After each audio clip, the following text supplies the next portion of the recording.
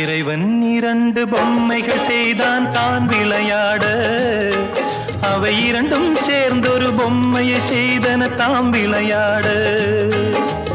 இறைவன் இரண்டு பொம்மைகள் செய்தான் தான் விளையாட, அவை இரண்டும் சேர்ந்தொரு பொம்மையை செய்தன தாம் விளையாட. உன் வாய்மொழி முல்லை எனில் தாய்மொழி இல்லை, உன் வாய்மொழி முல்லை எனில் தாய்மொழி இல்லை. இறைவன் இரண்டு பொம்மைகள் செய்தான் தான் விளையாட, அவை இரண்டும் சேர்ந்தொரு பொம்மையை செய்தன தாம் விளையாட.